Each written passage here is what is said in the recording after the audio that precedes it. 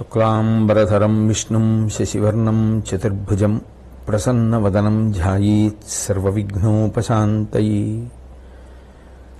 గురుర్బ్రహ్మా గురుర్విష్ణుః గురుర్దేవో మహేశ్వరః గురుః సాక్షాత్ పరం బ్రహ్మ తస్మై శ్రీగురవే నమః. వాగర్ధావివ సంపృక్తౌ వాగర్ధ ప్రతిపత్తయే జగతః పితరౌ వందే పార్వతీ పరమేశ్వరౌ. సూక్తిం సమగ్రేతున స్వయమేవ లక్ష్మీః శ్రీరంగరాజమహిషీ మధురైః కటాక్షైః వైదగ్ధ్యవర్ణగుణగుంభనగౌరవైర్యాం కండూలకర్ణకుహరాः కవయోధయంతి. హైమోర్ధ్వపుండ్రమజహన్మకుటం సునాసం మందస్మితం మకరకుండలచారుగండం బింబాధరం బహుళదీర్ఘకృపాకటాక్షం శ్రీవేంకటేశముఖమాత్మనిసన్నిధత్తాం. విమలపటీ కమలకుటీ పుస్తకరుద్రాక్షసస్తహస్తపుటీ కామాక్షి పక్ష్మలాక్షి కలిత విపంచి విభాసి వైరించి. నారాయణం నమస్కృత్య నరం చైవ నరోత్తమం దేవీం సరస్వతీం వ్యాసం తతో జయముదీరయేత్. హరి ఓం. పరమేశ్వర స్వరూపైన సభకు నమస్కారం. కవిత్రయ విరచిత శ్రీమదాంధ్ర మహాభారతంలో మహాప్రస్థానిక పర్వం ప్రారంభం. అర్జునుడు ధర్మరాజు గారి దగ్గరికి వెళ్ళి అర్జునుండమ్మెయి అచ్యుత రామాది యాదవ జనుల వృత్తాంతములను తనదు తెరంగు సత్యవతీతనూభవు హితభాషణంబులు ఏర్పడంగ చెప్పిన విని యుధిష్ఠిరుండు ప్రస్థానంబునకు మది యొలయ అన్నరునితోడ అఖిల భూతంబులననగా పాకంబు పొందించు కాలుండు మదీయ బుద్ధి కర్మ సంత్యాగ కలనంబు కార్యమిప్పుడును నిశ్చయ వినిశ్చయముందే నీ మనము నరయనిదియ మేలుగా కనుచున్కి విదితమయ్య నాకు అనవుడు అయ్యింద్రనందనుండు.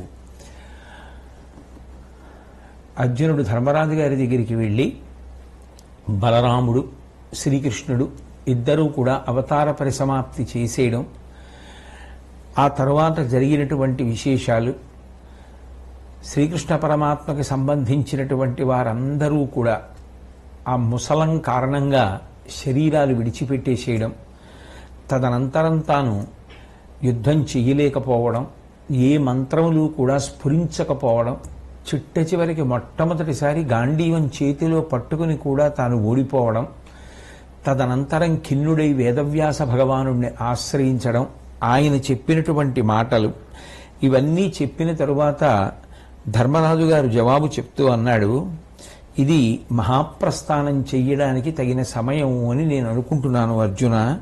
ఎందుకనంటే కాలము అందరి జీవుల యొక్క కర్మలను పరిపక్వం చేస్తుంది. మన విషయంలో కూడా అటువంటి పరిపక్వ స్థితి ఏర్పడింది అని నేను అనుకుంటున్నాను. కాబట్టి ఇప్పుడు చెయ్యవలసినటువంటి పని సర్వకర్మలను కూడా పరిత్యజించడమే. కాబట్టి నీ మనస్సు కూడా అలాగే అనుకుంటోందని నేను అనుకుంటున్నాను అర్జున.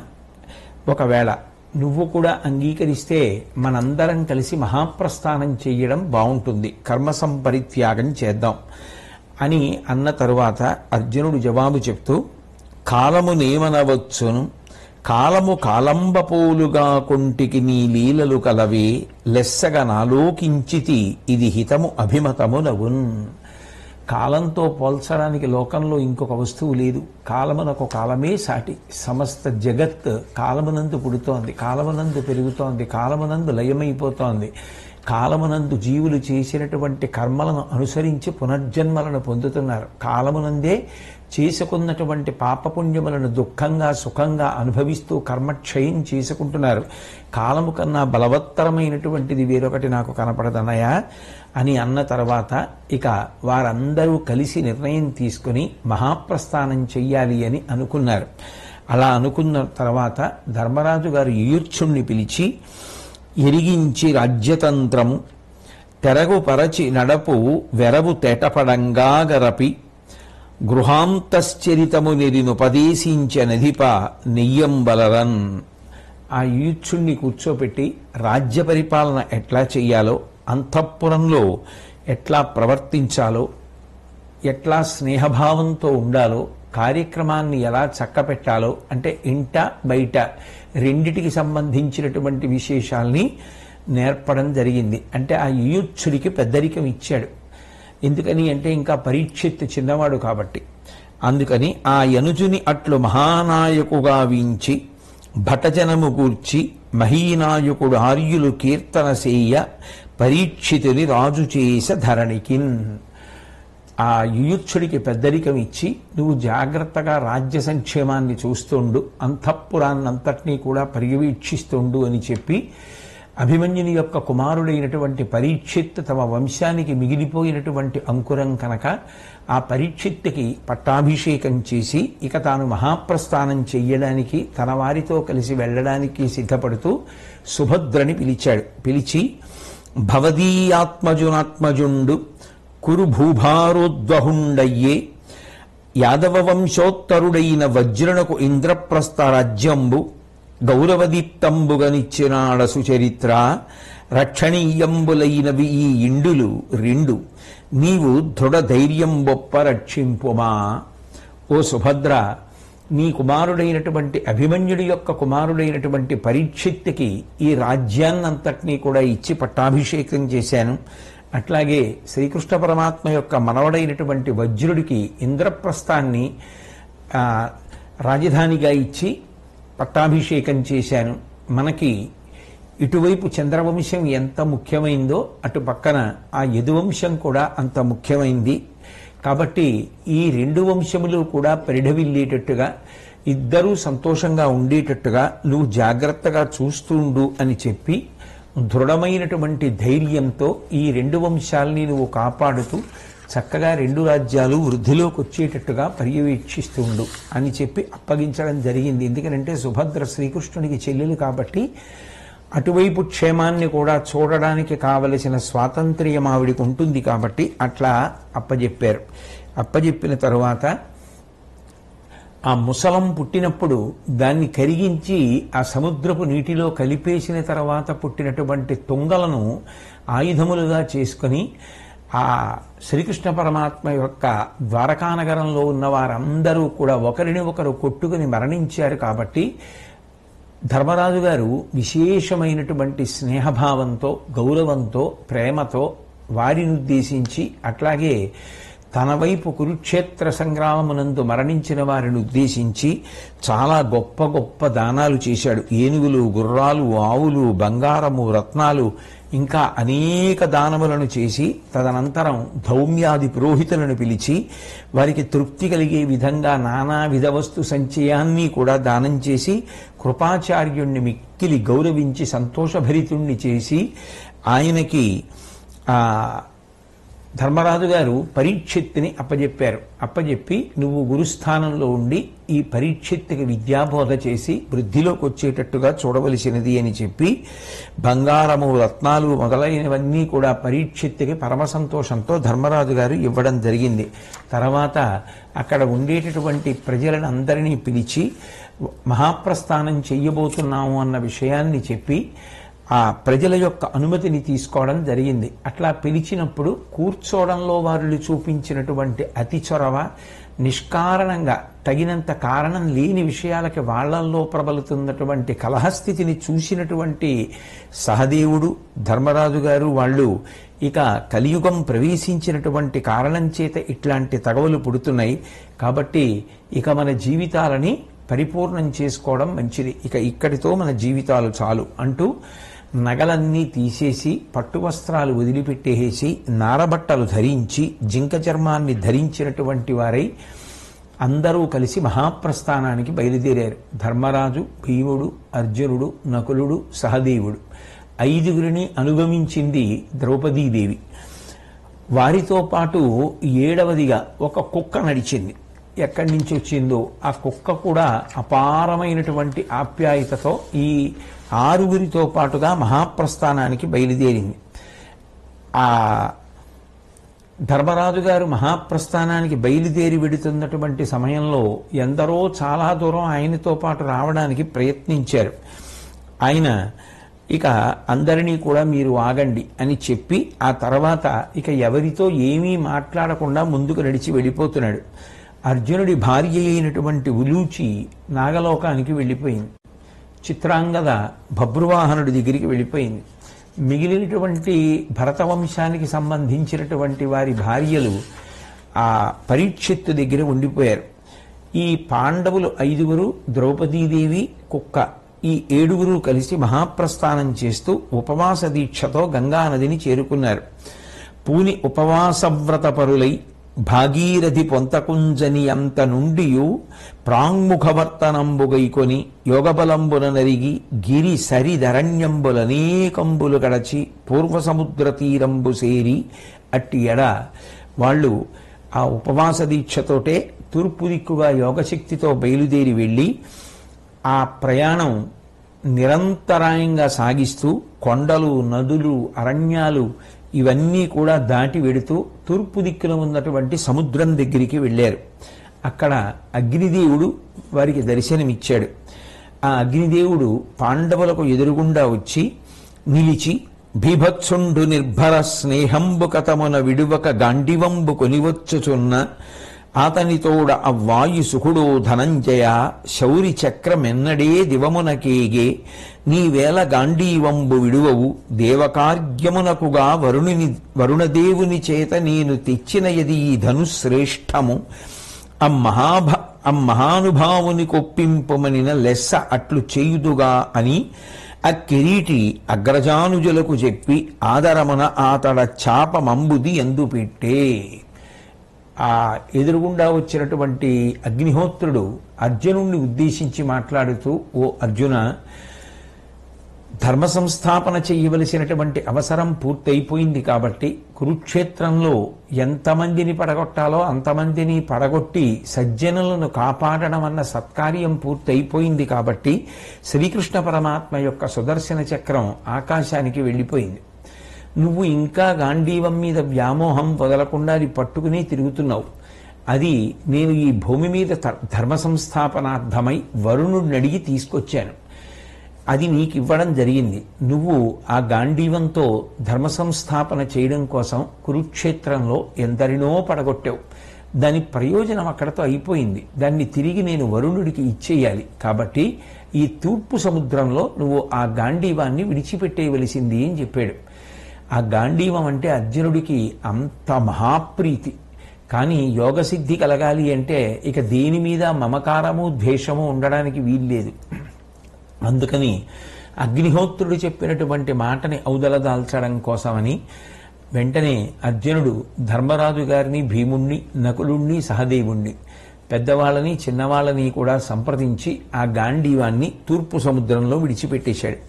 విడిచిపెట్టేసిన తర్వాత వాళ్ళు అలా ప్రయాణం చేస్తూ భూమికి ప్రదక్షిణంగా అనేక ప్రాంతములను దాటి మేరు పర్వత భూభాగం దగ్గరికి వెళ్ళారు. వెళ్ళిన తరువాత అలా నడిచి వెళ్ళిపోతుండగా ఆ యోగ శక్తి సడలిపోయినటువంటి కారణం చేత ఇక ప్రస్థానం చెయ్యడానికి కావలసినటువంటి శక్తి అది భౌతికమైనది కాదు. ఆ యోగ సంబంధమైనటువంటి శక్తి అహంకార మమకారముల యొక్క స్పర్శ చేత వీగిపోతుంటుంది. కాబట్టి అట్లా వీగిపోయినటువంటి కారణం చేత ద్రౌపదీదేవి మొట్టమొదట పడిపోయింది. పడిపోతే వెంటనే భీముడు, ఈ స్త్రీ వలన ఎప్పుడూ ధర్మహాని జరగలేదు, చాలా ఉత్కృష్టమైనటువంటిది, అటువంటిది ఏ కారణం చేత పడిపోయింది అని అడిగితే వెనక్కి తిరిగి చూడకుండా ముందుకు నడిచి వెళ్ళిపోతూ ధర్మరాజు గారు జవాబు చెప్పారు. ఈ మగువ ఇంద్రతనయు దశ పక్షపాతిని దాన చేసి సుకృతములు ఫలింపమి చూవెదీనికెట్టి దురవస్థ వాటిల్లే నిజ్యచరిత. 5 భర్తల్లో ఈమెకి అర్జునుడంటే పక్షపాతం, అర్జునుడంటే చాలా ఇష్టం. ఆ కారణం చేత ఈమెకి యోగసిద్ధి కలగలేదు. ఆ దోషం ఉంది కాబట్టి ఈమె ముందర పడిపోయింది అని చెప్పడం జరిగింది. ఆ తర్వాత ఇక మిగిలినటువంటి 6 నడుస్తున్నారు. ధర్మరాజు, భీముడు, అర్జునుడు, నకులుడు, సహదేవుడు, కుక్క. 6 ముందుకు నడిచి వెడుతున్న సమయంలో సహదేవుడు పడిపోయాడు. సహదేవుడు పడిపోతే ఎప్పుడూ నిన్ను భక్తి శ్రద్ధలతో ఈ సహదేవుడు సేవిస్తూ ఉంటాడు కదా ధర్మరాజా, ఏ గర్వము లేనివాడు కదా, చాలా మంచి దారిలో ప్రవర్తించేటటువంటి వాడు, అంత మంచివాడు, అంత సహృదయం ఉన్నవాడు ఎందువల్ల పడిపోయాడు అని చెప్పి అడిగితే ఆ సహదేవుడు పడిపోవడానికి కారణాన్ని చెప్తున్నాడు ధర్మరాజు గారు. వీడు తనకంటే ప్రాజ్ఞుండు లేడు జగతి ఇందునని సంతతమ్ముతా నెడ్డతలచు. ఈ సహదేవుడికి మనసులో ఒక భావన ఉంది. తనకంటే విషయాలు తెలుసున్నటువంటి వాళ్ళు ఈ ప్రపంచంలో ఎక్కడా ఎవరూ లేరు అని అతిశయాన్ని పొంది ఉంటాడు. ఆ అహంకారం వలన యోగసిద్ధిని పొందలేక మహాప్రస్థానం పూర్తి కాకముందే పడిపోయాడు అని చెప్పి ఆయన ముందుకు వెళ్ళిపోతున్నాడు. వెళ్ళిపోతుండగా తర్వాత నకులుడి యొక్క శరీరం పడిపోయింది. మళ్ళీ భీముడు యథాప్రకారంగా ధర్మరాజు గారిని ఉద్దేశించి మాట్లాడుతూ, గొప్ప సుందరాకారం కలిగిన వాడు, మంచి శౌర్యము, ధైర్యము, మంచితనము అన్నీ ఉన్నటువంటి వాడు, చక్కటి గుణములన్నీ ఉన్నటువంటి వాడు, ఇటువంటి వాడు ఎక్కడ ఉండడు కదా, అంత మంచివాడు యోగసిద్ధిని పరిపూర్ణంగా పొందలేక ఇలా మార్గమధ్యంలోనే పడిపోవడానికి కారణమేమి అని అడిగాడు. అడిగితే ధర్మరాజు జవాబు చెప్తూ, ఈతండు ఆత్మసదృశుడు అఖిల జగములలీడు, రూపాతిశయము తనక కలదని ఎప్పుడు చిత్తమున తలచు, అయ్యహంకృతి కిట్టి కీడయ్య చూవే.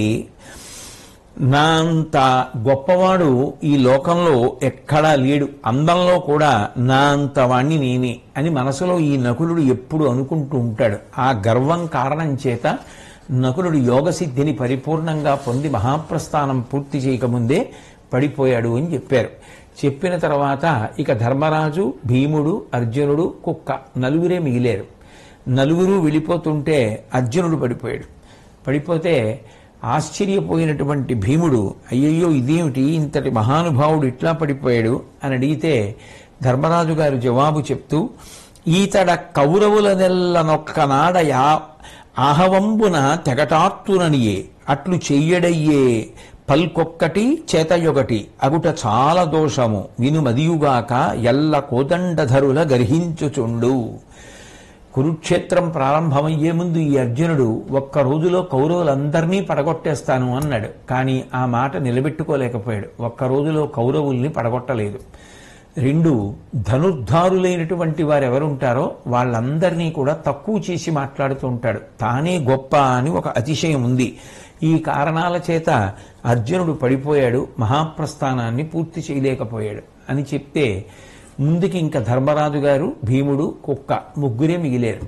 ముందుకు వెళ్ళిపోతుంటే భీముడు పడిపోయాడు. పడిపోతూ మళ్ళీ ఆ ధర్మరాజు గారిని ఉద్దేశించి, ఓ రాజా, నేను ఇట్లా ఎందుకు పడిపోయానో దయచేసి నాకు చెప్పవలసింది అని అడిగాడు. అడిగితే ధర్మరాజు గారి జవాబు చెప్తూ, ఓ భీమ, నువ్వు గొప్ప పరాక్రమవంతుడివి, అందులో సందేహం లేదు. కానీ ఒకటి, నువ్వు ఎక్కువ ఆహారం తీసుకుంటావు. రెండు, చాలా భయంకరమైనటువంటి బాహుబలం కలిగినటువంటి వాడమైన కారణం చేత ఎవ్వరినీ లెక్క చెయ్యవు. మూడు, వ్యర్థపు మాటలు చాలా మాట్లాడుతూ ఉంటావు. ఈ మూడు కారణాల చేత యోగసిద్ధి పరిపూర్ణం కాలేక నువ్వు పడిపోవడం జరిగింది అని చెప్పి ధర్మరాజు గారు ఒక్కరు ఆ కుక్కని తీసుకుని అంటే కుక్క అనుగమిస్తూ ఉండగా ఆయన వెనక్కి తిరిగి చూడకుండా ఏ విధమైనటువంటి ఆ తాదాత్మ్యతను పొందకుండా నిర్వికారంగా ముందుకు వెళ్ళిపోతున్నారు. అలా వెళ్ళిపోతున్నటువంటి సమయంలో ఇంద్రుడు రథంలో ఎదురొచ్చి ఎంతో ఆ ప్రేమ కలిగినటువంటి వాడై ధర్మరాజు గారి యొక్క ముందు భాగంలో నిలబడి ఆ ధర్మరాజు పట్ల ఆప్యాయతతో చూస్తే వెంటనే విశేషమైనటువంటి వినయంతో ధర్మరాజు గారు ఆయనకి నమస్కారం చేశారు. చేసిన తర్వాత ఆ ధర్మరాజు, ఈ దివ్యమైనటువంటి రథమెక్కి సశరీరంగా నువ్వు స్వర్గలోకానికి రావచ్చు, కాబట్టి ఈ రథాన్ని అధిరోహించు అని అడిగారు. అడిగితే ధర్మరాజు జవాబు చెప్తూ, తోడంబుట్టువులందరూ పడినయా దుఃఖంబు చేతంబు సంపీడం పెట్టెడు, సౌకుమార్యవతి తప్పింకూలె పంచాలి, వార్తోడై వచ్చిరి వారు లేక ఇట మీతో రాను, వారెల్ల నా తోడం కూడగ వచ్చునట్లుగా కృపాధుర్యాత్మక అవింపవే. నా మనసు చాలా బరువెక్కిపోయింది. ఎందుచేతనంటే ఇంతకాలం నుంచి నన్ను అనుగమించి వస్తున్నటువంటి నా సోదరులు ఈ మహాప్రస్థానం పూర్తి చెయ్యకుండానే పడిపోయారు. అట్లాగే అనుకూలవతి, సుకుమారవతి అయినటువంటి ఆ ద్రౌపదీదేవి మార్గమధ్యంలోనే దప్పికతో పడిపోయింది. కాబట్టి నాకొక్కడికి స్వర్గానికి రావాలని లేదు, కాబట్టి వాళ్లతో కలిసి వస్తాను. కాబట్టి వాళ్ళు కూడా వచ్చేటట్టుగా చేయవలసింది అని అడిగితే ఇంద్రుడు జవాబు చెప్తూ, అనవిని ఇంద్రుడు ఇట్లనీయన కురుభర్తకు శోకమేల నీ అనుజులు ద్రౌపదీ సహితులై తనువుల్ దిగద్రావి చన్నవారణగా అమర్త్యలోకమునకక్కడ కాంచదుగాక వారలం తనువు దొరంగగా వలదు ధర్మమయాత్మక నీవు రావనా. ఓ ధర్మరాజా, భీముడు, అర్జునుడు, నకులుడు, సహదేవుడు, ద్రౌపదీదేవి ఇత పూర్వమే శరీరము పతనమైపోయినటువంటి కారణం చేత స్వర్గలోకానికి చేరిపోయారు. ఇప్పుడు ఒకసారి శరీరం పడిపోయిన తరువాత ఇక మళ్ళీ అందులోకి ప్రవేశించి సశరీరంగా మళ్ళీ యోగసిద్ధిని పొంది ఆ స్వర్గలోకాన్ని చేరడం అన్నది సాధ్యం కాదు. అది నీకొక్కడికే అర్హత. నువ్వే పరిపూర్ణమైనటువంటి యోగసిద్ధిని పొందినవాడివి. కాబట్టి నువ్వొక్కడివి రథం ఎక్కితే మనం స్వర్గలోకానికి వెడదాం. ఎందుకు చింతిస్తావు వాళ్ళ గురించి? వాళ్ళు స్వర్గలోకానికి చేరి ఉన్నారు. ఇప్పుడు మనం అక్కడికి వెళ్ళిన తరువాత నువ్వు వాళ్ళని అక్కడ చూడవచ్చు అని చెప్తే, ధర్మరాజు గారు నాతో పాటుగా ఈ కుక్క ఎంత గొప్పదో అట్లా మహాప్రస్థానం చేస్తూ నన్ను వెంబడిస్తూనే ఉంది. అది ఎక్కడా ఆగలేదు. కాబట్టి ఇంత దూరం నన్ను వెంబడించి వచ్చింది. కఠినమైన మనస్సుతో దాన్ని విడిచిపెట్టి రావడానికి నాకు అంగీకార యోగ్యం కాదు. కాబట్టి ఈ కుక్కని కూడా మనతో పాటే స్వర్గానికి తీసుకుని వెడదాం అంటే, అది ఈ కుక్కని తీసుకెళ్ళడం స్వర్గలోకానికి అన్నది సాధ్యం కాని విషయం ధర్మరాజా, నీకు తెలియనిది కాదు. అది యోగసిద్ధిని పొంది ఉన్నవాడు కాబట్టి, మహాప్రస్థానం పూర్తి చేసిన వాడివి కాబట్టి నువ్వు ఒక్కడివే సశరీరుడివై స్వర్గానికి రాగలవు తప్ప కుక్క స్వర్గానికి రావడం సాధ్యం కాదు. కాబట్టి నువ్వు రథం ఎక్కు, బయలుదేరదాం అన్నాడు ఇంద్రుడు. అంటే ధర్మరాజు అన్నాడు, ఎవరు మనని భక్తితో సేవిస్తారో వారిని వదిలి వెళ్ళిపోవడం అనేటటువంటిది ఎంతవరకు తృప్తినిస్తుంది? అది ఎవరో నేనెవరో, కానీ ఆ కుక్క అంత భక్తితో అంత ప్రేమతో మమ్మల్ని అనుగమించింది. నా వెంట ఇంత దూరం వచ్చింది. వాళ్ళందరూ పడిపోయారు. ఇప్పుడు దాన్ని ఒక్కదాన్ని వదిలిపెట్టేసి నేను నీ రథం ఎక్కి శరీరంతో స్వర్గలోకానికి రావడానికి నాకు ఇచ్చగింపుగా లేదు. ఇక్కడ వరకు నాతో వచ్చినప్పుడు, నేను రథం ఎక్కినప్పుడు అది కూడా నాతో పాటే రథం ఎక్కి స్వర్గానికి రావలసిందే. కాబట్టి దాన్ని కూడా తీసుకెడదాం అంటే ఇంద్రుడు అన్నాడు, నువ్వు కోపగించుకోకుండా విను. స్వర్గంలో కుక్కలకి చోటు ఉండదు. పైగా దాన్ని వదిలేస్తే నీకు ఏ పాపము రాదు. కాబట్టి వదిలిపెట్టి వెళ్ళిపోదాం అంటే, వెంటనే ధర్మరాజు గారి జవాబు చెప్తూ, నేను అట్లా వదిలిపెట్టలేను. ఎందుకని అంటే, ధర్మశాస్త్రములు చెప్తున్న మాట ఏది అంటే, సేవకుణ్ణి అర్ధంతరంగా విడిచిపెట్టకూడదు అని. ఈ కుక్క నన్ను ఇంత దూరం అనుగమించి ప్రేమతో వచ్చింది. ఆ కుక్కని అర్ధంతరంగా అట్లా విడిచిపెట్టి నేను ఎలా వచ్చేస్తాను? కాబట్టి స్వర్గసుఖం కోసము అని చెప్పి పాపం నేను చేయలేను. సేవకుణ్ణి అలా వదిలిపెట్టవద్దు అని శాస్త్రాలు చెప్తున్నాయి. నన్ను సేవాభావంతో అనుగమించిన కుక్కని వదిలిపెట్టేయడం సేవకుణ్ణి వదిలిపెట్టేయడమే. కాబట్టి దాన్ని కూడా తీసుకువెళ్ళడానికి మీరు అనుమతించండి తప్ప నేను ఒక్కడిని రాలేను అంటే, మరి ద్రౌపదీదేవిని, భీమసేనుణ్ణి, అర్జునుణ్ణి, నకులుణ్ణి, సహదేవుణ్ణి వదిలిపెట్టి వచ్చావు కదా, వాళ్ళ శరీరాలు పడిపోయినప్పుడు పంతం పట్టలేదు కదా, మరి ఈ కుక్క విషయంలో ఎందుకు అడుగుతున్నావు అని అడిగాడు ఇంద్రుడు. అడిగితే, భీముడు, నకులుడు, సహదేవుడు, అర్జునుడు, ద్రౌపది యోగం పూర్తి చేసుకోలేక శరీరపతనం అయిపోయింది. శరీరపతనం అయిపోయిన తర్వాత ఇక వాళ్ళని నాతో తీసుకొచ్చే అవకాశం లేదు కాబట్టి వదిలేశాను. కానీ దీనికి శరీరపతనం కాలేదు. ఈ కుక్క నాతో పాటు ఇంత దూరం వచ్చింది. ఇంత దూరం వచ్చాక నేను రథం ఎక్కుతున్నాను. దీన్ని మాత్రం ఎందుకు వదిలేయాలి? కాబట్టి దీన్ని కూడా నాతో తీసుకెడదాం. అంత సమభావం, అంత ప్రేమ, అంత కారుణ్యం, అంత దయ కలిగినటువంటి వాడు ధర్మరాజు. శరణు కోడిన వాణ్ణి స్వీకరించకపోవడం, మంచి మిత్రుడికి ద్రోహం చెయ్యడం, కులవధువుని చంపడం, బ్రాహ్మణ ధనాన్ని అపహరించడం, ఇవన్నీ కూడా యోగ్యమైన విషయములు కావు, పాపకారణములు. కాబట్టి ఇందులో నాకు ఎంతో మంచి మిత్రుడి వంటిది ఈ శునకం. ఇంతసేపు నన్ను అనుగమించి వచ్చింది. వచ్చినప్పుడు దీన్ని నేను వదిలిపెట్టి రాలేను. కాబట్టి దీన్ని కూడా మనతో పాటు తీసుకుని వెళ్ళడానికి మీరు అనుమతించవలసినది అని ఆ దేవేంద్రుణ్ణి ప్రార్థన చేస్తే ఆయన అది సాధ్యమయ్యే విషయం కాదు ధర్మరాజా, అందుకని విడిచిపెట్టే, నువ్వు మాత్రం రథం ఎక్కు అని నిష్కర్షగా చెప్తే ధర్మరాజు కూడా అంత నిష్కర్షగాను చెప్పాడు.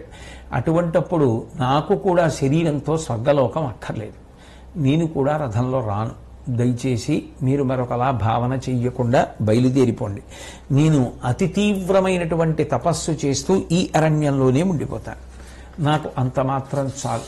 ఎందుకంటే ఈ కుక్క రాకూడదు అన్నప్పుడు నేను రాలేను, ఇంత దూరం వచ్చిన కుక్కని వదిలిపెట్టి నేను ఒక్కడిని రావడం నా వలన జరిగే పని కాదు. ఎందుకని అంటే దాని మీద నాకున్నటువంటి ప్రేమ ఇంతకాలం నన్ను అనుగమించి వచ్చింది, ఒక మిత్రుడిలా ఒక సేవకుడిలా వచ్చింది, అర్ధంతరంగా దాన్ని వదిలిపెట్టేసి నేను ఒక్కడినే రాలేను.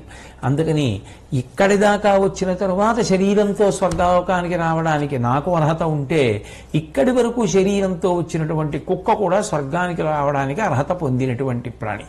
కాబట్టి మీరు తీసుకెడితే ఇద్దరిని తీసుకెళ్ళండి, లేకపోతే వదిలిపెట్టేసేయండి, నేను ఇక్కడే తపస్సు చేసుకుంటాను అని నిష్కర్షగా చెప్పిన తరువాత ఆ ధర్మరాజు గారి యొక్క నిరతిశయమైనటువంటి ఆ భూతకారుణ్యం చూసి పరమప్రీతి పొందినటువంటి యమధర్మరాజు గారు కుక్క రూపాన్ని వదిలిపెట్టేసి యథారూపంతో ప్రత్యక్షమయ్యారు. అంటే నిజానికి కుక్క రూపంతో అంతకాలము అనుగమించినది ఎవరు అంటే యమధర్మరాజు గారే వచ్చారు. వచ్చి, ఓ పుణ్యచరిత్ర, నీ నిర్మలమైనటువంటి బుద్ధి, సకల భూతముల పట్ల నీకున్నటువంటి దయాగుణం చేత నేను ఎంతో సంతోషాన్ని పొందాను. ద్వైతవనంలో కూడా నువ్వు ఇట్లాగే ఎంతో పవిత్రంగా ప్రవర్తించి ఉన్నావు. ఒకసారి మంచినీళ్లు తాగడం కోసమని వచ్చి ఆ అర్జునుడు, భీముడు, నకులుడు, సహదేవుడు నలుగురు మరణించారు నీటిని తాగి. ఆ తర్వాత నువ్వు వచ్చావు, నేను అడిగిన ప్రశ్నలకు జవాబు చెప్తే నీ సోదరులో ఎవరో ఒకరినే బ్రతికిస్తానని చెప్పాను. అవతల కురుక్షేత్ర సంగ్రామం జరుగుతుందని తెలిసినా, నిజానికి భీమార్జునుల యొక్క సహకారం నీకు ఎంతో ఉంటుందని తెలిసినా, నువ్వు కుంతీ సంతానంలో పెద్దవాడవైనటువంటి నువ్వు బ్రతికున్నావు కాబట్టి మాద్రి సంతానంలో పెద్దవాడైన నకులుడు బ్రతికి ఉండడం ధర్మము అని చెప్పి నకులుణ్ణి బ్రతికించమని అడిగావు. ఇప్పటికీ నేను ఆ విషయాన్ని జ్ఞాపకం చేసుకొని నీ ధార్మిక నిష్టకి ఎంతో సంతోషిస్తూ ఉంటాను. నీ వంటి వాడు ఎక్కడుంటాడు, యోగ మార్గంలో పుణ్యలోకాలకు వెళ్ళు అని చెప్పి ఆయన ఆశీర్వచనం చేస్తే నారద మహర్షి అక్కడికి వచ్చారు. ఆ నారద మహర్షితో పాటు అప్పుడు గంధర్వులు, దేవఋషులు, మరుత్తులు, అశ్వినులు, వసువులు, ఇంద్రుడు మొదలైనటువంటి వారందరూ కూడా వచ్చి ధర్మరాజు గారిని కలుసుకున్నారు. అప్పుడు నారదుడు అంటున్నాడు, దానములం తపంబులను తద్దయు పేర్గలయట్టి వారలన్ మనమనాధులున్ వినమే మాసె తదీయ యశంబులెల్ల నీ మానిత కీర్తి దీప్తులు సమస్త జగంబులయందు పర్వుటన్ మీనులతోడవారిటులు నీర్చిరే రా అమరత్వ సిద్ధికిన్. ఓ ధర్మరాజా, లోకంలో దానములం తపంబులను తద్దయు పేర్గలయెట్టివారలం, దానాలు చేసిన వాళ్ళున్నారు, గొప్ప గొప్ప తపస్సులు చేసినటువంటి వాళ్ళున్నారు, మానవనాథులను వినమే, అటువంటి రాజులని ఎంతమందిని చూడలేదు, ఎంతమంది గురించి వినలేదు. మాస తదీయ యశంబులెల్లా, వాళ్ళ యొక్క కీర్తి అంతా కూడా ఇప్పుడు నీ యొక్క కీర్తితో పోలిస్తే తరిగిపోయింది. ఎందుకని అంటే ఇట్లా శరీరంతో స్వర్గలోకానికి వచ్చినటువంటి వాళ్ళు ఎవరైనా ఉన్నారా?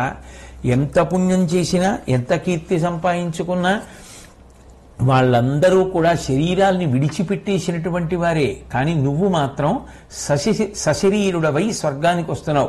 ఎంత గొప్ప విషయం అంటుంటే, నా తమ్ముళ్ళని చూడాలి అని నాకుంది, అప్పటి వరకు నాకు సుఖం ఉండదు. కాబట్టి భీమార్జునుల సహదేవులు, ఆ ద్రౌపదీదేవి ఎక్కడుందో నాకు తెలియచేయవలసినది అని ధర్మరాజు గారు అడిగితే, ఆ దేవర్షులు, సిద్ధులు, సభాసుదులు వీళ్ళందరినీ కూడా శుభదృష్టితో చూడు. ఇప్పుడు నువ్వు నీ సోదరుల్ని, నీ కాంతని చూడాలనుకుంటున్నావు కాబట్టి తప్పకుండా అట్లాగే చూద్దువుగానివి అని చెప్పి దేవేంద్రుడు ఆ ధర్మరాజు గారికి వాళ్ళ సోదరులు ఉన్నటువంటి ప్రదేశాన్ని చూపించమని ఒక దూతని ఇచ్చి పంపించాడు. ధర్మరాజు గారి సంతోషంగా దూత వెనకాతల బయలుదేరి వెడుతుంటే చాలా సూర్యబింబం ఎలా వెలిగిపోతోందో అటువంటి కాంతితో ప్రకాశిస్తున్నవాడు, ఒక పెద్ద సింహాసనం మీద కూర్చుని ఉన్నటువంటి వాడు, అప్సరోగణములన్నీ కూడా పరివేష్టించి ఉండగా వాళ్ళ యొక్క సేవలు అందుకుంటున్నటువంటి వాడు, శౌర్యలక్ష్మి విరాజితుడైనటువంటి వాడు, అంతులేనటువంటి సుఖములను పొందుతున్నటువంటి వాడు, ఎంతో సంతోషంగా ఉన్నటువంటి వాడైనటువంటి దుర్యోధనుడు కనపడ్డాడు. ఆ దుర్యోధనుణ్ణి చూడగానే ధర్మరాజు గారికి ఎక్కడ లేని అలక కలిగి లోభగుణం చేత ఈ దుర్యోధనుడి యొక్క మనసు కలుషితమైపోయింది. నిజానికి ఆలోభగుణం చేతనే అంత పెద్ద కురుక్షేత్ర సంగ్రామం జరిగింది. ఎందరో రాజుల్ని తన వైపు యుద్ధం చేయవలసినదిగా ఆహ్వానించి తీసుకొచ్చాడు. కేవలం ఇతడి ఒక్కడి లోభం కారణం చేత ఎన్నో ఏనుగులు, గుర్రాలు, అట్లాగే పదాతిదళము, రాజులు నశించిపోయారు. అటువంటి వాడు ఇవాళ స్వర్గలోకంలో ఇన్ని సుఖాలు అనుభవిస్తున్నాడు. నా సోదరులైనటువంటి భీమార్జున నకుల సహదేవులు, కాంత అయినటువంటి ద్రౌపదీదేవి కనపట్టలేదు అని బాధపడుతుంటే, ఇక్కడికి వచ్చిన తరువాత ఇక పూర్వకాలంలో ఉన్నటువంటి మాత్సర్యములను ప్రస్తావించడానికి వీలు ఉండదు. కాబట్టి ఇక్కడ అవన్నీ తలుచుకోవడం అనవసరం. మనం దేవేంద్రుడు అప్పజెప్పినటువంటి పని మీద ముందుకు వెళ్ళి నీ యొక్క సోదరుల్ని చూద్దాం రమ్మని తీసుకుని వెడుతున్నారు. వెడుతుంటే ఆ వెడుతున్నటువంటి మార్గంలో వాళ్ళకి ఆ ఆశ్చర్యకరమైనటువంటి విషయం ఒకటి తటస్థపడింది. గొప్ప దుర్వాసనలు బయలుదేరాయి. ఎక్కడ చూసినా ఎముకల కుప్పలు. ఆ ఎముకల కుప్పలతో పాటుగా రక్తము, మాంసము ఏదో కొండల్లాగా పడున్నాయి. అక్కడ అతి హేయంగా ఉండి విపరీతమైనటువంటి దుర్వాసన వస్తోంది. శవాల యొక్క దుర్గంధం భీకరంగా ఉన్నటువంటి అత్యంత పదునైనటువంటి ముక్కు పుటాలతోటి అక్కడ ఉండేటటువంటి ఆ ప్రేతములనన్నింటినీ కూడా కొట్టి తింటున్నటువంటి కాకుల గుంపులు, ఆ కత్తుల్లా ఉన్నటువంటి ఆకులతో కూడుకున్నటువంటి వైతరిణి నది వారికి కనపడింది. అంత భయంకరమైనటువంటి ఆ ప్రాంతానికి వెళ్ళి ఆ ఘోర దృశ్యాన్ని చూసినటువంటి ధర్మరాజు గారి యొక్క మనసు చాలా కటకట పడింది. అంత భయంకరమైన దుర్వాసన. ధర్మరాజు గారు ముందుకు నడిచి ఆ దూతతో వెళ్ళిపోతుంటే ఆయనకి కొన్ని కంఠాలు ఆర్తితో పిలవడం వినపడింది. భవ్యజనన, నీ గాత్రము దివ్య సౌరభంబు బెరసిన గాట్పుమాపై గరంబు హృద్యమై విచుటయు దుఃఖం బెల్లబాసే భూరి సౌఖ్యము నుందుచున్నారమేము. ఓ మహానుభావ, నీ యొక్క శరీరం నుంచి వచ్చేటటువంటి సువాసనల కారణంగా మేమిక్కడ పడుతున్నటువంటి కష్టాన్ని మరిచిపోయి సేద తీరాం. కాబట్టి నువ్వు వెళ్ళిపోకుండా మరి కొంతసేపు అక్కడ నిలబడవలసినది అన్న కంఠాలు ఆర్తితో పిలుస్తుండగా వినపడితే ఆయన ఆశ్చర్యపోయి ఎంత కష్టపడుతున్నారు అని దయతో ఎవరు మీరు అని అడిగారు. అడిగితే వాళ్ళు జవాబు చెప్పారు. నేను కర్ణుణ్ణి, నేను భీముణ్ణి, నేను అర్జునుణ్ణి, నేను నకులుణ్ణి, నేను సహదేవుణ్ణి, నేను ద్రౌపదిని అని అక్కడ వాళ్ళ జవాబులు వినపడ్డాయి. వెంటనే ధర్మరాజు గారు తీవ్రంగా ఆక్రోశించాడు. అంత అధర్మాన్ని పాటించినటువంటి దుర్యోధనుడేమో స్వర్గలోకంలో అన్ని సౌఖ్యాలలో తేలుతున్నాడు. ఇంత నియమబద్ధమైనటువంటి జీవితాన్ని గడిపి ధర్మాచరణకి పెద్దపీట వేసినటువంటి ఈ మహానుభావులేమో ఇక్కడ ఇలా ఇన్ని బాధలు పడుతున్నారు.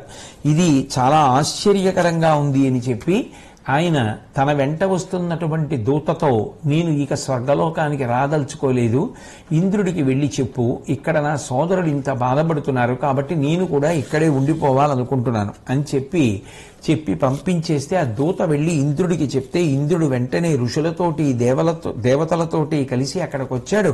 ధర్మరాజు గారు కూడా అక్కడికి వచ్చారు. వాళ్ళందరూ వచ్చేటప్పటికి అక్కడ ఉన్నటువంటి వైతరిణి నది అదృశ్యమైపోయింది. మంచి సువాసన కలిగేటటువంటి గాలి సంతోషకరంగా వీచింది. అప్పుడు అందరూ కూడా ఆనందాన్ని పొందారు. అక్కడికి వసు, రుద్ర, ఆదిత్య, గంధర్వ, గరుడ, సర్ప సమూహాలు, సిద్ధ సాధ్యులు అందరూ కూడా హృదయాలు సంతోషంతో నిండిపోగా ధర్మరాజు గారిని చూడడం కోసమని అక్కడికి రావడం జరిగింది. వచ్చిన తరువాత ధర్మరాజు గారు తనకున్నటువంటి అనుమానాన్ని తెలియచేస్తే అప్పుడు దానికి జవాబు చెప్తూ పుణ్యంబులును పాపములు రెండు జొకలయ్యుండు, పుణ్యంబుల నొదవు నాక సుఖము, పాపంబుల జొప్పడు నరక దుఃఖము. విను మున్ను నాకంబు సుఖముననుభవించిన ఎట్టి అతడు పదం పడి అధిక నారక పీడననుభవించు. మున్ను నారక దుఃఖమున పడ్డవాడనంతరమ నాకమునతా పొరయు సౌఖ్యము అల్పపుణ్యుండు తొలి అమరతా సుఖంబు గైకొని మరియు దుఃఖములనందు భూరి పుణ్యుండు మునుమును ఘోర నిరయ యాతనవనుంది వెండి సౌఖ్యంబులుందు. ఓ ధర్మరాజా, జాగ్రత్తగా విను అంటూ ఆయన అడిగినటువంటి ప్రశ్నకి జవాబు చెప్పడం ప్రారంభమై ఆయన అంటున్నారు, ఈ స్వర్గలోకంలో ఒక నియమం ఉంది. మర్త్యలోకంలో ఉండేటటువంటి మనుష్యుడు పాపపుణ్యములు చేసిన తరువాత శరీరాన్ని విడిచిపెట్టేస్తాడు. విడిచిపెట్టేసినప్పుడు ఆ శరీరాన్ని విడిచిపెట్టేసినటువంటి జీవుడికి పుణ్యం ఎక్కువ ఉంటే ముందు నరకానికి తీసుకొస్తాడు. పాపం తక్కువ ఉంది కదూ, అందుకని ముందు నరకంలో దుఃఖాన్ని అనుభవించేసి చాలా కాలం ఉండడం కోసం స్వర్గలోకానికి వెళ్ళిపోతాడు. అట్లా కాకుండా పాపం చాలా ఎక్కువ ఉండి పుణ్యం బహు కొద్దిగా ఉంటే ముందు స్వర్గలోకానికి తీసుకెడతారు. ఆ కొద్దిగా ఉన్న పుణ్యానికి కొంతసేపు స్వర్గలోకంలో ఉంటాడు. ఉన్న తర్వాత స్వర్గలోకవాసం అయిపోయి దీర్ఘకాలం కష్టాలు పడ్డానికి నరకలోకానికి వచ్చేస్తాడు. కాబట్టి ఇది ఇక్కడ ఉండేటటువంటి నియతి. రాజులందరూ కూడా నరకద్వార దర్శనం చెయ్యవలసినదే. కానీ సశరీరంగా స్వర్గానికి రావడం అనేటటువంటిది మాత్రం అందరికీ చెల్లేటటువంటి విషయం కాదు. మాంధాత, నలుడు, హరిశ్చంద్రుడు, దిలీపుడు, దుష్యంతుడు, భరతుడు మొదలైనటువంటి వారు మాత్రమే అంత గొప్ప కీర్తిని పొందినటువంటి వారు. కాబట్టి ఇవాళ నీవు ఎంతో గొప్ప స్థానాన్ని పొందావు. నిన్ను ప్రశంసించడానికి ఈ గంధర్వులు, గరుడులు, నాగులు, కిన్నెరులు వీళ్ళందరూ కూడా వచ్చారు అంటే ఎంత గొప్ప స్థానాన్ని పొందావో నువ్వు అర్థం చేసుకో అని చెప్పిన తర్వాత యమధర్మరాజు గారు ధర్మరాజు గారిని ఉద్దేశించి కొన్ని విషయాలు చెప్పారు. ఇది ఈ శరీరంతో ఉన్నంతసేపే నీకు నావారు ఇంకొకరు అన్న భావన. కాబట్టి ఇది పోవాలి అంటే ధర్మరాజా అని పలికి ఆ యమధర్మరాజు గారు ధర్మరాజు గారితో చెప్తున్నాడు అని పలికి ధర్ముడ తనయుని తోడ్కొని అయ్యందరును తోడ నరుగుదేరా ఆకాశగంగ ఉపాంతమునకు పోవా ఆ పుణ్యనది అమ్మహానుభావుడార్య సంస్తవన వాక్యంబులు చెలగా భవ్య స్నాన మంగళమాచరించి మానుషతనువు అమ్మాత్రన విడిచి దివ్యంబగు మహితదేహంబు దాల్చి వైర మత్సర స్నేహ సంవాస లౌల్య గర్వ శోకాదులైన హృద్గత వికారముల తొరంగి నిర్ధూమత్వమున వెలుంగు పావకుడు పోలె శోభిల్లె పౌరవేంద్ర. ఆ యమధర్మరాజు గారు చెప్పినటువంటి రీతిలో ఆ ధర్మరాజు గారు ఆయనని అనుగమించి ముందుకు వెళ్ళిన తరువాత అక్కడ ఆకాశగంగా ప్రవాహం కనపడింది. ఆ ఆకాశగంగలో అందరూ పొగుడుతుండగా ధర్మరాజు గారు స్నానం చెయ్యగానే ఆయనకి సంబంధించినటువంటి శరీరం తొలగిపోయి ఆయనకి దివ్యమైనటువంటి శరీరం అమరింది. ఆ దివ్య శరీరం కలగగానే ఆయనకు ఉన్నటువంటి వైరం, మాత్సర్యం, స్నేహం, అహంకారం, మమకారం, చాంచల్యం, దుఃఖం ఇవన్నీ కూడా దానితో పాటే తొలగిపోయిన తరువాత ఎంతో సంతోషంగా ఆ ధర్మరాజు గారు ఆ దివ్య శరీరంతో ముందుకు వెడుతూ కొన్ని అద్భుతమైనటువంటి విషయాలు చూశాడు. రాజులందరూ తెలిసో తెలియకో కించిత్ దోషం ఉంటుంది కాబట్టి నరకద్వార దర్శనం చెయ్యవలసిందే. కానీ ఇప్పుడు అర్జునుడు ఉన్నటువంటి స్థితి నరుడై చతుర్భుజుడైనటువంటి శ్రీమన్నారాయణమూర్తిని సేవిస్తూ అర్జునుడు కనపడ్డాడు. అట్లాగే కాంతులన్నిటికీ కూడా స్థావరమైనటువంటి ఆ ద్వాదశాదిత్యులు 12 మంది సూర్యులలో 13వ వాడిగా కర్ణుడు వెలిగిపోతున్నాడు. అలాగే మరుద్గణాలలో ఒకడుగా భీమసేనుడు నిలబడి ఉన్నాడు. అశ్వనీ దేవతలతో సమానమైనటువంటి రూపాన్ని నకుల సహదేవులిద్దరూ కూడా పొంది ఉన్నారు. ద్రౌపదీదేవి సాక్షాత్తు దేవీస్వరూపిణి. ఆ 5గురికి కూడా అంతటి విభవాన్ని ప్రసాదించినటువంటిదై మహేశ్వరుడి ఆజ్ఞతో అవతారం స్వీకరించినటువంటి మహత్తర శక్తిగా దర్శనమిచ్చింది. తర్వాత గంధర్వ శ్రేష్ఠులుగా ఆ ద్రౌపదీదేవి యందు పాండవులకు జన్మించినటువంటి ఉపపాండవులు కనపడ్డారు. ప్రముఖులైనటువంటి గంధర్వులకు నాయకుడైనటువంటి ధృతరాష్ట్ర మహారాజు అక్కడ గంధర్వ నాయకుడైనటువంటి ధృతరాష్ట్రుడిగా కనపడ్డాడు. అలాగే సిద్ధ సాధ్య విశ్వేదేవ సమూహాలతో కనిపిస్తున్నటువంటి వారందరూ కూడా ఆయా అంశాలతో భూమి మీద పుట్టి శ్రీకృష్ణ పరమాత్మ చుట్టూ ఉండి ఆయనని సేవించి కురుక్షేత్ర యుద్ధమునందు పాల్గొని కృతకృత్యులైనటువంటి సాత్యకి కృతవర్మ మొదలైనటువంటి వీరులు. అట్లాగే అభిమన్యుడు చంద్రుడిలా ప్రకాశిస్తూ అపరచంద్రుడై చంద్రాంశతో పుట్టినవాడు కనుక దర్శనమిచ్చాడు. అలాగే పాండురాజు దివ్యమైనటువంటి రత్నములు పొదిగినటువంటి విమానంలో ఒకవైపు కుంతి ఒకవైపు మాద్రి కూర్చునుండగా ఎంతో సంతోషంతో ధర్మరాజు గారి వైపు వస్తున్నాడు.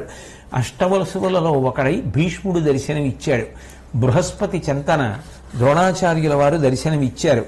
గంధర్వ యక్ష గుహ్యక సమూహాలలో ద్రుపదుడు విరాటరాజు వాళ్ళ తమ్ముళ్ళు కొడుకులు కేకయ పాండ్యాది అనేక విధములైనటువంటి రాజులు కురుక్షేత్రంలో యుద్ధం చేసి శరీరం పడిపోయి స్వర్గానికి వచ్చినటువంటి వారందరూ కనపడ్డారు. అట్లాగే వీరందరూ కనపడితే ఎంతో సంతోషించి ఆ భారత కథ వింటున్నటువంటి జనమేజయుడు వైశంపాయనుడిని అడిగారు, వీళ్ళందరూ కూడా అట్లాగే ఉండిపోతారా, లేకపోతే వీళ్ళందరూ మళ్ళీ పుణ్యం తరిగిపోయిన తరువాత భూమి మీదకు వచ్చేస్తారా అని అడిగాడు.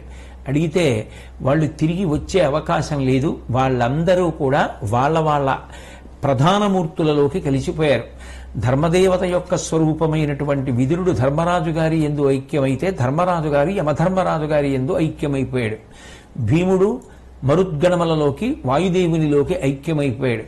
శకుని ద్వాపరం అధిదేవతలోకి ఐక్యమైపోయాడు. అట్లాగే నకుల సహదేవులు అశ్వనీ దేవతలలోకి ఐక్యమైపోయారు. భీష్ముడు వసువుగా నిలబడిపోయాడు. ద్రోణుడు బృహస్పతి యందు ఐక్యమైపోయాడు. దృష్టజ్యుమ్నుడు అగ్నిహోత్రుడి యందు ఐక్యమైపోయాడు. ద్రౌపదీదేవి సాక్షాత్తు దేవీస్వరూపిణిగా రూపాంతరం చెందింది. రుక్మిణీదేవి సాక్షాత్ శ్రీ మహాలక్ష్మి అయింది. సత్యభామాదులు ఆమెని సేవించేటటువంటి లక్ష్మీదేవి యొక్క అంశస్వరూపాలైపోయారు. ఈ విధంగా ద్రోణాచార్యుల వారు బృహస్పతి యందు ఐక్యమైపోయారు. ఎవరెవరు ఏ ఏ రూపాలతో వచ్చారో వారు ఆ ప్రధాన రూపములలోకి ఐక్యమైపోయారు. అట్లాగే ధృతరాష్ట్రుడు గాంధారితో కలిసి కుబేరలోకాన్ని చేరిపోయాడు. అట్లాగే అభిమన్యుడు చంద్రుడి యందు ఐక్యమైపోయాడు. ఇలా వాళ్ళందరూ కూడా వాళ్ళ యొక్క అంశలలోకి వచ్చినటువంటి వారు తిరిగి యథాస్వరూపముల యందు ఐక్యమైపోయారు. కాబట్టి వాళ్ళు మళ్ళీ తిరిగి భూమి మీదకి వచ్చే అవకాశం ఉండదు. దుర్యోధనుడి తమ్ముళ్ళైనటువంటి దుశ్శాసనాదులందరూ కూడా రాక్షసగణాలలో కలిసిపోయారు. కర్ణుడు తండ్రి అయినటువంటి సూర్య భగవానుడి యందు ఐక్యమైపోయాడు. కానీ ఒక్క దుర్యోధనుడు మాత్రం నరకానికి విడిపోయి కొద్ది పుణ్యం కాబట్టి స్వర్గలోకవాసం చేసి తదనంతరం నరకానికి వెళ్ళి అక్కడ చాలా హీన స్థితిలో కృషించిపోయినటువంటి వాడై చివరకు కలిపురుషుని యందు లీనమైపోయాడు. ద్వాపరయుగం పూర్తయిపోయిన తర్వాత కలియుగంలో కలిపురుషుడిదే రాజ్యం కాబట్టి దుర్యోధనుడే కలిపురుషుడి యందు ఐక్యమై మళ్ళీ కలిపురుషుడుగా కలియుగంలో ప్రధాన పాత్ర పోషిస్తాడు.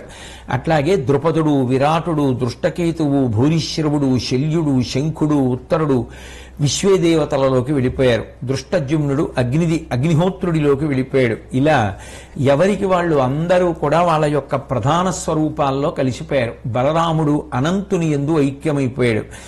వృష్ణి భోజాంధక వీరులంతా కూడా గుహ్యక గణంలో కలిసిపోయారు. శ్రీకృష్ణుడితో రాసక్రీడ చేసినటువంటి 16,000 మంది గోపాంగనలందరూ కూడా సరస్వతీ నదీ జలాలలో స్నానం చేసి అప్సరోభావమును పొంది వాళ్ళు పరమ సంతోషంతో నారాయణుడి యొక్క సమీపానికి వెళ్ళిపోయారు. ఇలా వాళ్ళందరూ కూడా తమ యొక్క యథాస్వరూపముల యందు ఐక్యమైపోయారు. ఈ మహాభారత సంహితని వేదవ్యాస భగవానుడు 3 సంవత్సరముల పాటు కష్టపడి నిర్మాణం చేశాడు. ఇది చాలా చాలా గొప్పది. ఈ భారతం గురించి ఒక మాట చెప్తారు. ధర్మార్థ కామమోక్షములనేటటువంటి 4 విధములైనటువంటి పురుషార్థములను సాధించడం విషయంలో భారతంలో ఏం చెప్పబడిందో అదే మరొక చోట కూడా ఉండొచ్చు. కానీ భారతంలో లేని ధర్మం మాత్రం ఇంకా లోకంలో ఎక్కడా ఉండే అవకాశం లేదు. అంత సమగ్రమైనటువంటి రీతిలో చతుర్విధ పురుషార్థ సమన్వయం కొరకని మహానుభావుడైనటువంటి వేదవ్యాస భగవానుడు 3 సంవత్సరములు కష్టపడి భారతాన్ని నిర్మించి లోకానికి అందచేశాడు. ఈ మహాభారతాన్ని ఎవరు వింటారో వారందరికీ కూడా అపారమైనటువంటి ఫలితములు కలుగుతాయి. కారణం, దేవతలందరూ సంతోషిస్తారు. పరిపూర్ణావతారమైనటువంటి శ్రీకృష్ణ భగవానుని యొక్క సంతోషం 33 కోట్ల మంది దేవతలు పితృదేవతల యొక్క సంతోషమే. కాబట్టి అలఘుమతులారా పర్వంబులని ఇతిహాస రత్నమును వినిన అఘంబులు వాయు నాకలోకము కలుగును సిద్ధించు ముక్తి కాంక్షితయైనన్. ఎవరైతే ఈ మహాభారతాన్ని ప్రత్యేకించి పర్వదినాల్లో వింటున్నారో వాళ్ళకి గాఢమైనటువంటి భక్తి ఏర్పడుతుంది. విహిత కర్మాచరణము చేసి చక్కగా స్వర్గాది లోకములను పొందుతారు. తీవ్రమైనటువంటి ఇచ్చగలిగినటువంటి వారికి మోక్షం పొందడానికి కావలసిన అర్హతను కూడా మహాభారతమే సమకూర్చి పెడుతుంది. అట్లాగే ఈ పుణ్యకథను ఎవరు వింటారో వాళ్ళకి మహాపాతకములు కూడా నశిస్తాయి. ఇక సుర పితృ కార్యంబుల భూసురులకు దీని వినిపించు సుకృతాత్ముడు తత్కరణ ఫలంబుల నధిక స్ఫురితంబుగ పడయు మహిత బోధనులారా. దేవతల కార్యం జరిగేటప్పుడు, పితృదేవతల యొక్క కార్యాలు జరిగేటప్పుడు ఎవరు ఈ మహాభారతాన్ని వినిపిస్తారో అటువంటి వాళ్ళందరూ కూడా గొప్ప పుణ్య ఫలితములను పొందుతారు. ఇంద్రియములతో మనసుతో చేసినటువంటి పాప సమూహములన్నీ కూడా ఈ మహాభారత శ్రవణం చేత తొలగిపోతాయి. అలాగే భ్రాజిత వృత్తిమై బరగు భారత సంహితా సంయమీంద్రులారా జయనామకంబునను రాజితభంగి జగత్రయంబునన్ పూజిత కీర్తి ఈ నెగడు భూరి జయోన్నతి కండ్రు దీనిచే రాజులు ఇలాసురుల్ మరి అరాతుల గెల్తురు వినయంతటన్. ఈ మహాభారతాన్ని భక్తి శ్రద్ధలతో వినడం అనేటటువంటిది ఎంతో గొప్ప అదృష్ట విశేషం. దీనికి జయము అని పేరు. ఈ కథని విన్నటువంటి రాజులు విజయలక్ష్మిని పొందుతారు. విద్వాంసులైనటువంటి వారు, వేదాన్ని చదువుకున్నటువంటి బ్రాహ్మణులు మొదలైనటువంటి వారు అంతఃశత్రువుల్ని గెలిచి సమున్నత స్థితిని పొందుతారు.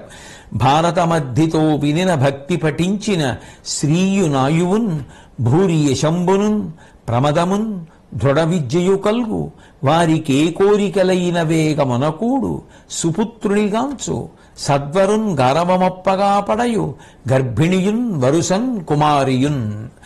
ఎవరైతే ఈ భారతాన్ని భక్తి శ్రద్ధలతో శ్రీకృష్ణ పరమాత్మ యొక్క పాదార విందముల యందు ప్రీతితో చదువుకుంటారో అటువంటి వారికి సంపద, ఆయుర్దాయము, కీర్తి, సంతోషము కలుగుతాయి.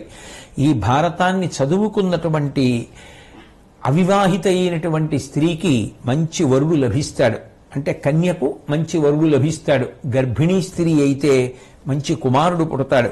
శిక్షిత చిత్తులారా శుభసిద్ధులు ఉందు అనేక జన్మ పాప క్షమణంబునన్ వెలుగు భారత సంహితకెల్ల పుండరీకాక్షుని వాసుదేవ ప్రకటార్థముగాగని విన్న మానవుండ అక్షయ పుణ్యలోకముల యందురమించు నిరామయ స్థితిన్. ఈ మహాభారతం అనేటటువంటిది పరమ పవిత్రమైనటువంటి సంహిత. కమలపత్ర నయనుడైనటువంటి శ్రీకృష్ణ పరమాత్మ ఈ మహాభారత కథా సారాంశము అనేటటువంటి భావనతో ఎవరు ఆయన పాదముల యందు భక్తితో ప్రీతితో ఈ భారతాన్ని చదువుకుంటారో, భారతాన్ని చెప్తారో, భారతాన్ని వింటారో వారందరికీ కూడా జన్మజన్మాంతరముల యందు చేసినటువంటి పాపములు కూడా నశించిపోతాయి. ఆ కారణం చేత శుభ ఫలితములను పొందుతారు. ఎప్పటికీ నశించనటువంటి పుణ్యలోకములను పొంది సుఖప్రాప్తి కలుగుతుంది. అంత గొప్పది ఈ మహాభారత గ్రంథము. కాబట్టి అటువంటి మహాభారత గ్రంథాన్ని చదువుకోవడం, చెప్పడం, వినడం ఇవన్నీ కూడా కేవలం ఆ భగవంతుని యొక్క అనుగ్రహ విశేషణం చేత మాత్రమే సాధ్యమవుతాయని మహాభారతం చదవడం గురించి, మహాభారతం వినడం గురించి, మహాభారతం చెప్పడం గురించి ఫలశ్రుతి రూపంలో చెప్పబడింది. మహాభారతాన్ని పూర్తి చేస్తూ అకృతక మధురోక్తి వ్యాప్త సందీప్త సారా సకల భువన రక్షాశాలి శుంభద్విహార సుఖజనక మనీషా శుద్ధ బుద్ధానుభావ సకృపకృత విలాస సంభృతానందభావ అంటారు. మహానుభావుడైనటువంటి ఆ భగవంతుడు నిత్యమధురమైనటువంటి వేదవాక్యముల చేత ప్రశంసింపబడుతూ ఆయన ఇక్కడ అక్కడ అని కాకుండా అంతటా వెలుగుతూ ఉంటాడు. ఈ అఖిలాండకోటి బ్రహ్మాండ నాయకుడైనటువంటి ఆ పరమేశ్వరుడు నిరంతరము ఈ భువనములనన్నింటినీ కూడా రక్షిస్తూ ఉంటాడు. వేదవ్యాస భగవానుడు శుద్ధ జ్ఞాన స్వరూపుడిగా ఆ భగవంతుణ్ణి వర్ణించి ఉన్నాడు. ఆ భగవంతుణ్ణి నమ్ముకున్నటువంటి భక్తుల్ని కాపాడడం కోసం ఆయన లీలామానుష శరీరంతో ఎన్నో లీలలను చేసి చూపిస్తూ ఉంటాడు. ఆయన సంపూర్ణమైనటువంటి ఆనంద స్వరూపుడు. అటువంటి భగవంతుని యొక్క ప్రీతి కొరకు ఈ భాగవతాన్ని చదువుకుంటారు. పరమేశ్వరుడు తన యొక్క నిర్హేతుక కృపాకటాక్ష వీక్షణముల చేత మనుష్య జన్మనిచ్చినందుకు ఆ శ్రీకృష్ణ పరమాత్మ నాకు ఆ యోగ్యతని కల్పించి, నిజానికి వ్యక్తిగతంగా నాకు ఏ విధమైనటువంటి అర్హత లేకపోయినా కేవలం ఆ పరమేశ్వరుడి యొక్క అనుగ్రహ కారణంగా ఆంధ్ర మహాభారతంలోని 18 పర్వాల గురించి యథాశక్తిగా మాట్లాడేటటువంటి అదృష్టం కలిగింది. ఇంతటి అదృష్టాన్ని నాకు కల్పించినటువంటి ఆ పురుషోత్తముడు, మహానుభావుడు, అఖిలాండ కోటి బ్రహ్మాండ నాయకుడు, ప్రధానమైనటువంటి వాడు, మహాభారత సారాంశము ఒక చోట ఘనీభవిస్తే ఎవరవుతాడో, ఎవడు నిరతిశయ ఆనంద స్వరూపుడు, ఎవడు పరిపూర్ణావతారమో అటువంటి శ్రీకృష్ణ పరమాత్మ యొక్క పాదార విందములకు శిరసు తాటించి నమస్కరిస్తూ 18 పర్వముల గురించి మాట్లాడేటటువంటి అదృష్టం కల్పించినందుకు భగవంతుడికి వేల వేల మార్లు కృతజ్ఞతలను ఆవిష్కరిస్తూ సెలవు తీసుకుంటున్నాను. స్వస్తి.